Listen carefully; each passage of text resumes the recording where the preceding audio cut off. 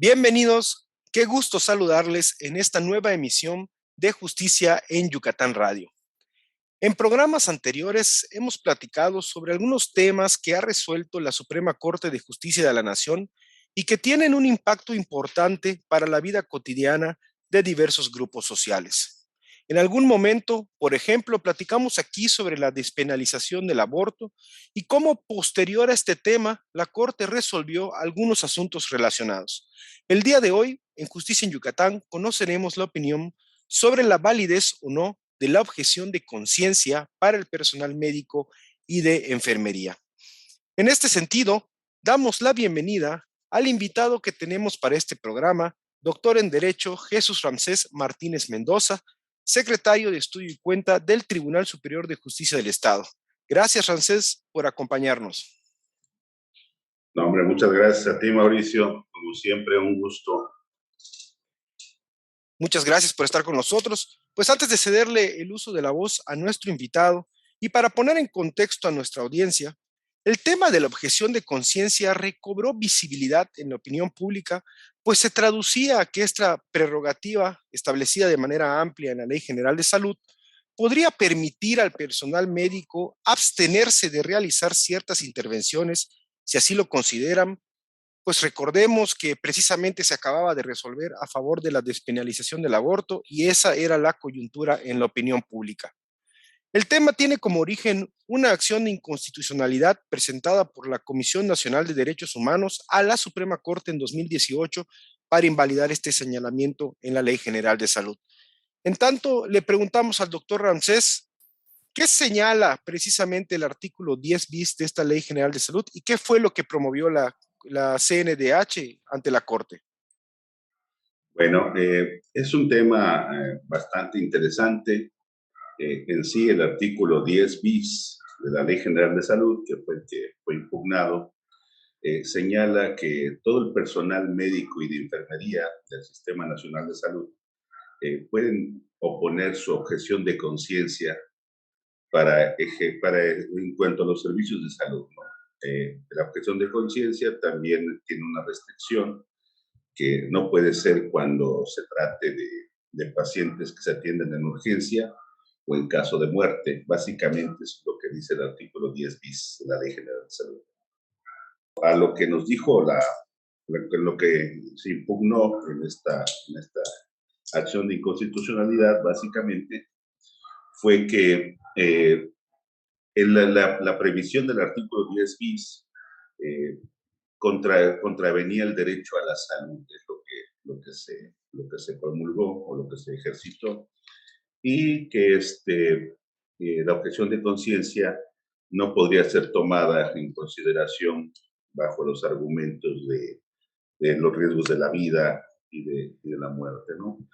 En tanto a que no estaba bien regulada, según la Comisión Nacional de Derechos Humanos, para ejercitar esta objeción de conciencia.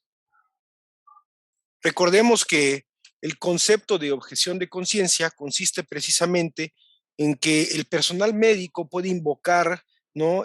Argumentos morales, religiosos o de ética, de acuerdo al parecer individual, para abstenerse de realizar ciertos procedimientos quirúrgicos, ¿no? O procedimientos médicos. En este sentido, nos comenta el doctor Ramsés ya lo que alegó la Comisión Nacional de Derechos Humanos, pero pues en este mecanismo constitucional que es la acción de inconstitucionalidad, pues se le pidió a las partes un informe, ¿no? De cuáles eran sus argumentos. En este sentido, doctor, ¿qué argumentó la autoridad demandada?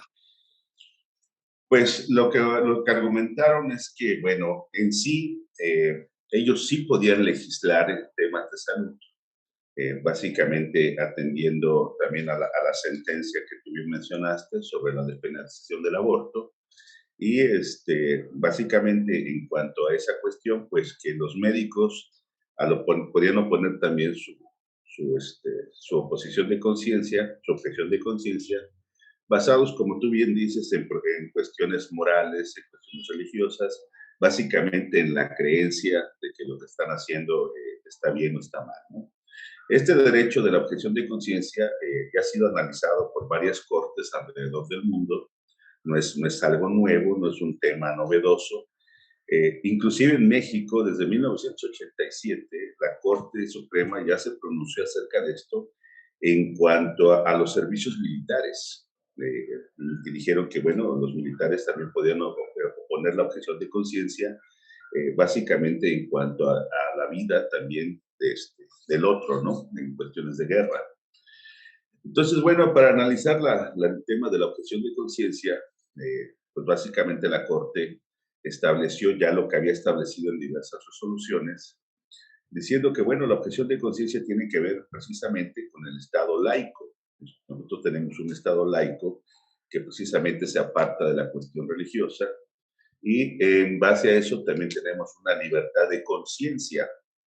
La libertad de conciencia es, bueno, todas las creencias que tú crees, que tú consideras que son buenas o que son malas, bueno, pues ya las consideramos como un derecho humano. Nosotros tenemos el derecho humano a pensar como queramos pensar, ¿no? Básicamente la Corte dice, bueno, si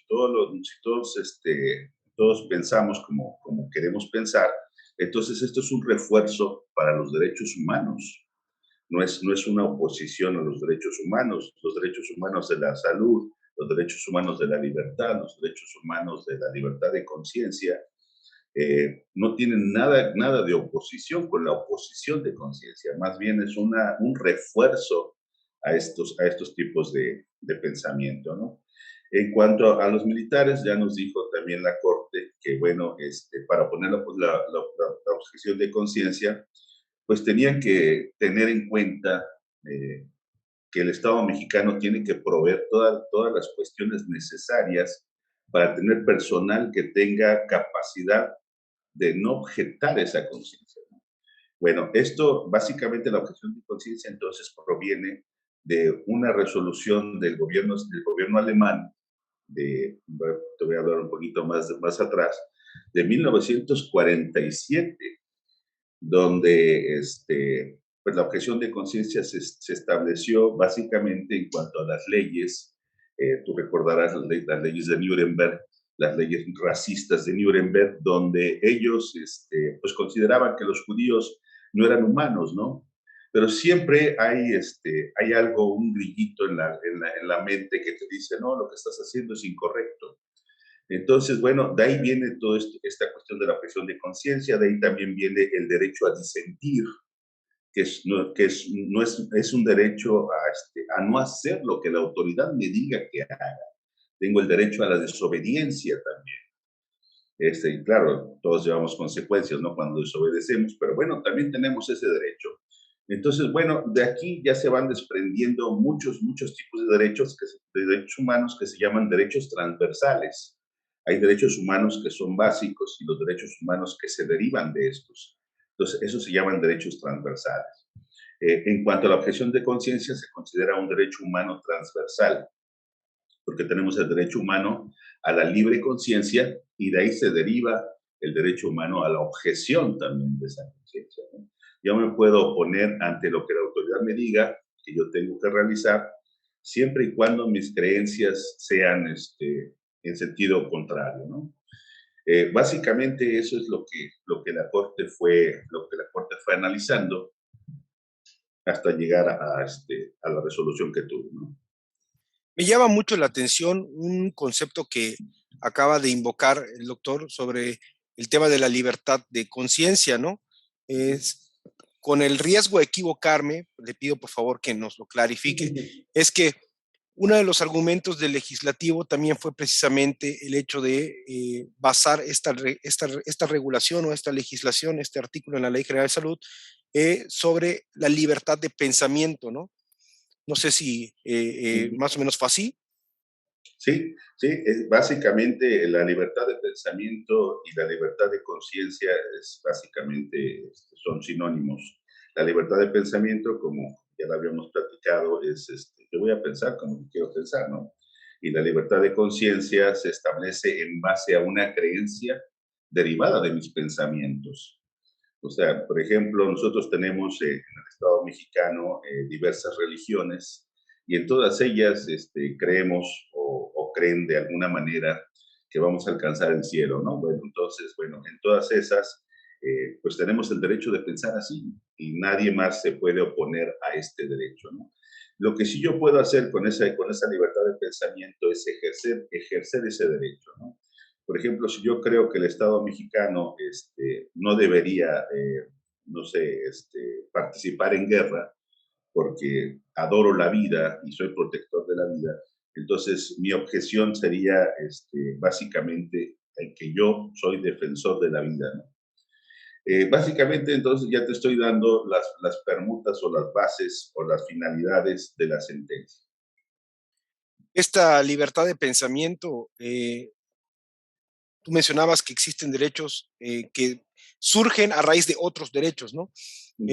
Quiero pensar entonces que esta libertad de pensamiento tiene su limitante, en el caso concreto, a el derecho de la otra persona a los servicios, a tener acceso a los servicios de salud, ¿no? Correcto. ¿Cuáles fueron entonces las principales consideraciones de la Corte en su estudio sobre el tema? Bueno, la Corte básicamente, te digo, empezó con que somos el análisis del Estado laico, donde el Estado laico, bueno, es libre de creencias, se aparta un poquito de la cuestión religiosa, es libre de creencias y después entró también al plano, como dice el artículo 24 constitucional, que prevé todos estos derechos, ya también entró al plano de la libertad religiosa, donde nosotros ya tenemos una libertad de creer en lo que nosotros creyéramos, o lo que nosotros creemos que es lo correcto o lo que no es correcto. También de ahí ya vino entonces la libertad de conciencia, que es el actuar sobre esos conocimientos o sobre esas creencias. Y todo esto lo fue analizando a la luz del artículo 24 constitucional y llegó a la conclusión que ninguno de estos derechos se contrapone. O sea, nosotros podemos ejercerlos todos sin problema por el simple hecho de ser humanos. Ya de ahí, bueno, entonces vamos sacando los transversales y ya llegamos a la objeción de conciencia, que es parte, un derecho transversal de la libertad de conciencia.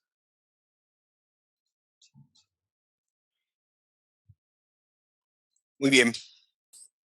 En cuanto a lo que argumentó la Comisión Nacional de Derechos Humanos, era que, por ejemplo, esta norma, el artículo 10 de la Ley General de Salud, contravenía el principio de seguridad jurídica, es decir, la Mm. certeza del derecho, la legalidad y supremacía constitucional, restricciones al derecho de protección de la salud. Eh, ¿Qué resuelve específicamente la Corte y cómo impacta entonces para la prestación de los servicios médicos? Bueno, en cuanto a la certeza jurídica, la Corte estableció que el artículo 10 bis constitucional, al haber sido emitido por una autoridad que no era la autoridad sanitaria, eso es básicamente lo que alegó la comisión, que al no ser emitido por una autoridad sanitaria, entonces violaba el principio de seguridad jurídica. La Corte dijo que no en sí el que el legislativo haya ahora sí que legislado a favor de este artículo, no infringía la seguridad jurídica porque básicamente la Secretaría de Salud no tiene facultades para legislar.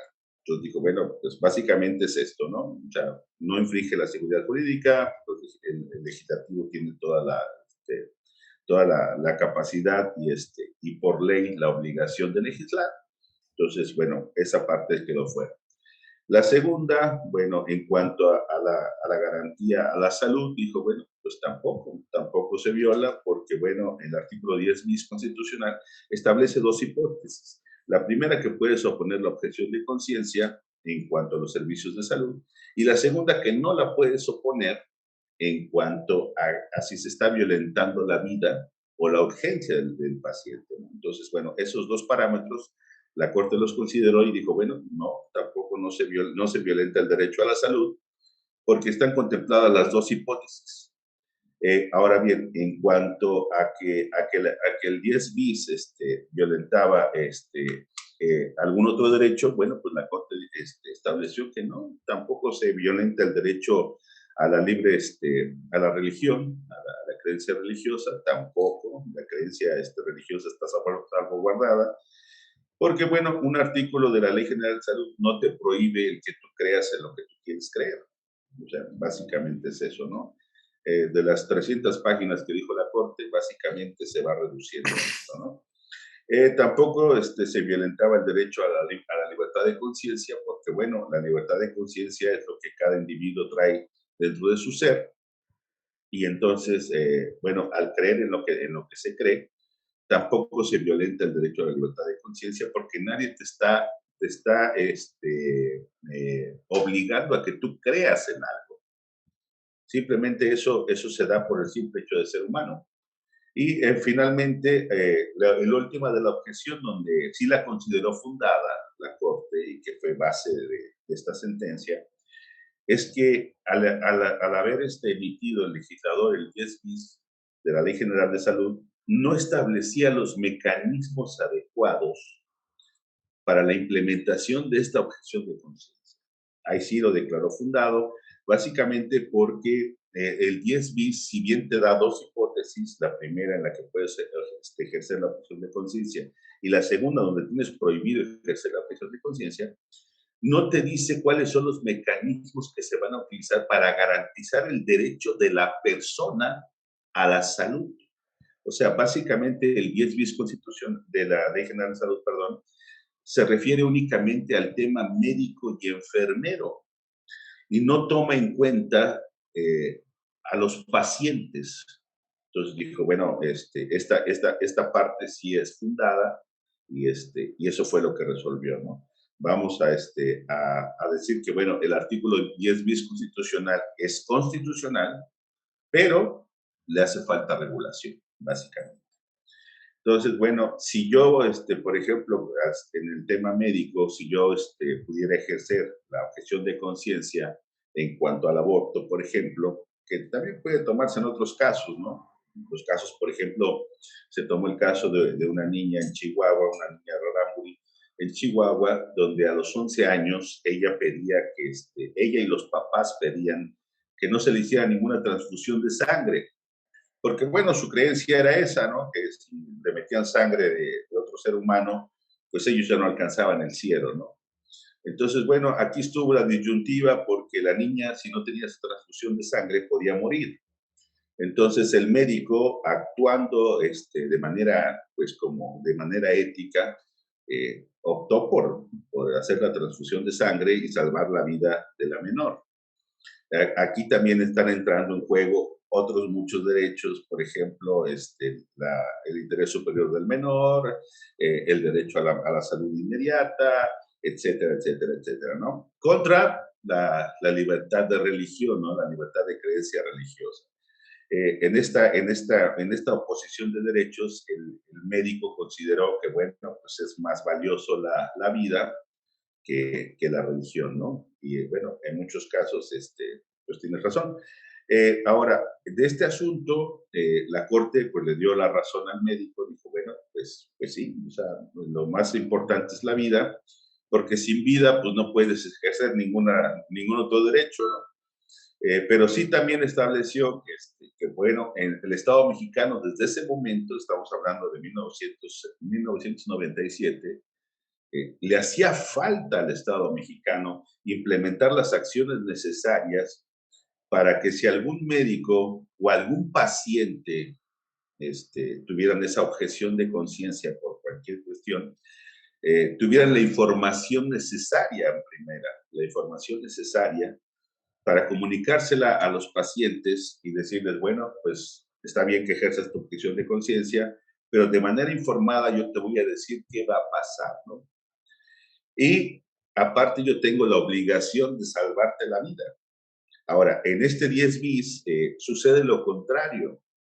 Los médicos tienen que dar la información necesaria a los pacientes de por qué están objetando el hacer lo que tienen que hacer. Y sobre todo que el Estado mexicano provea que pueda haber esa posibilidad de que un médico objete de manera consciente el ejercitar un aborto, por ejemplo. Pero, entonces, si tenemos ese tipo de derecho, el Estado mexicano tiene que proveer lo necesario para tener personal que no objete estas cuestiones. Entonces dice, bueno, en cuanto a esa regulación, pues no la tenemos en el 10 bis. Y no la tenemos desde que empezó esto, ¿no? No lo tenemos. O sea, básicamente entonces eso fue lo que la Corte decidió. Dijo, bueno, pues sí, está bien, es constitucional, está bien hecho, está esto, pero le hace falta la regulación. Es lo único que dijo, ¿no? En cuanto a este tema. Quiero entender entonces, doctor, ya para cerrar el programa, es que la Corte dijo, bien, reconozco que existe el derecho a la conciencia o el derecho al pensamiento, está también el derecho al acceso a los servicios de salud, a la protección de la salud, y mientras que no se contemplen los mecanismos o los instrumentos adecuados para ejercer el derecho de objeción de conciencia y a su vez también poder garantizar los derechos de salud, queda invalidado este artículo, ¿no? A Así mí, es. a mí me gustaría mucho destacar, perdón, que en el Estado mexicano, en su conjunto, se están resolviendo y se están discutiendo estos temas de carácter progresista, ¿no? Que vienen a cambiar muchas veces nuestra forma de pensar o el estado en el que se encuentra o en el que se desarrolla nuestra sociedad y que por supuesto seguiremos intentando en este programa Justicia en Yucatán Radio traérselos a nuestra audiencia. Muchas gracias, doctor Ramsés, por acompañarnos. ¿Algo para concluir? Pues nada más una acotación. Ahorita, como tú bien dices, los derechos humanos tienen la característica de ser progresivos. Y en cuanto a la objeción de conciencia, yo quisiera ver algún asunto en el que, por ejemplo, ahorita estamos tomando mucho en cuenta las comunidades indígenas. Entonces, bueno, ellos tienen su propio tipo de medicina. Entonces, quiero ver, por ejemplo, que alguna comunidad indígena interponga un juicio de amparo porque ellos quieren ser tratados con su propia medicina. ¿Qué es lo que va a hacer el Estado mexicano? Porque no tenemos especialistas en medicina natural, ¿no? O en medicina de las comunidades, o en las creencias y costumbres de las comunidades. Y ahorita, bueno, eso viene muy en boga, y como tú dices, todo esto es progresivo, y bueno, ojalá que sí podamos tener la regulación necesaria, porque, por ejemplo, también vienen temas muy importantes, como por ejemplo la eutanasia. La eutanasia en Argentina ya lleva 40 años. Es el único país de América Latina que la tiene en 40 años. En Europa, bueno, ya llevamos más de 50. Pero bueno, aquí en América Latina, ya el único país que la tiene es Argentina y todos los demás le han corrido. Entonces, bueno, y es un derecho también, la Corte Interamericana y la Corte Europea de Derechos Humanos, la Corte Africana de Derechos Humanos, han dicho que también yo tengo el derecho a quitarme la vida.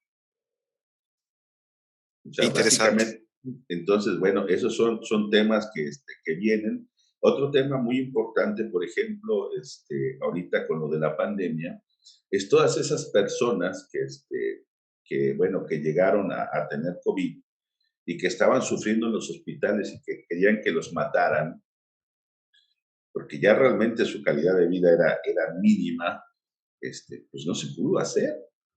O sea, entonces, no sé si nosotros como humanidad hemos avanzado o hemos retrocedido. Básicamente, parece ser que nos gusta ver a los seres humanos sufrir, pero bueno, eso es parte de las creencias también que yo tengo, ¿no? De mi libertad de conciencia. Y así van a venir muchos temas muy interesantes que ya en otros países se está tomando. Temas que, como bien has dicho, involucran a la libertad de pensamiento, ¿no? Y que nos van a llevar a un debate Exactamente, muy amplio sobre muchísimos temas exactamente. que hoy día no están regulados, ¿no? Por Ujú, mantener un status quo. Pues ujú. muchas gracias, doctor, por acompañarnos. Muchas gracias a usted por acompañarnos también. Amable auditorio, le recordamos que puede encontrar estos episodios completos en el canal de YouTube Justicia en Yucatán y a través de Spotify en Justicia en Yucatán Radio. Muchísimas gracias y hasta la próxima. Gracias, Mao.